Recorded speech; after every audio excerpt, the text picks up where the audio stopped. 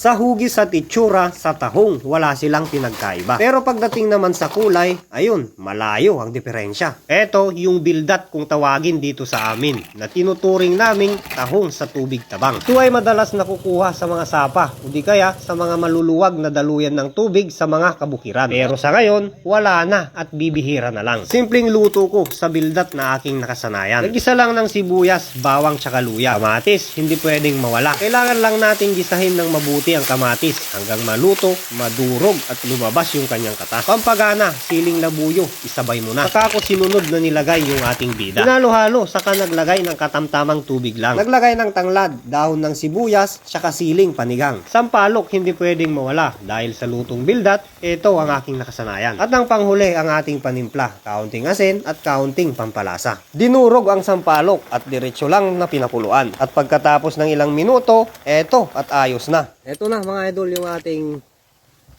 bildat. Ayan, gisado na sinampalukan. Tignan natin. Tagal na akong hindi nakatikim ng ganito.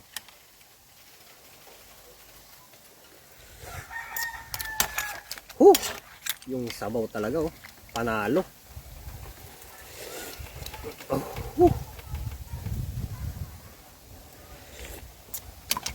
Ang sarap ng sabaw. Grabe. Ayos. Ito yung kanyang walang karga. Yun oh. Puti. Hindi katulad nung tahong na medyo mapula.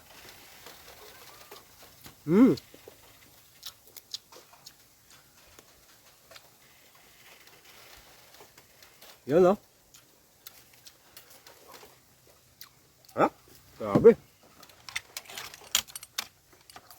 Sabaw. Panalo talaga yung sabaw.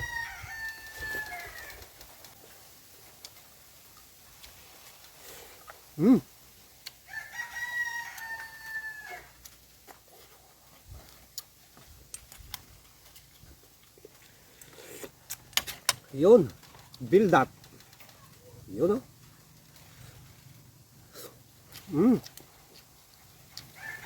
Yun oh. Mas malambot yung mga maliliit. Grabe. Ayos.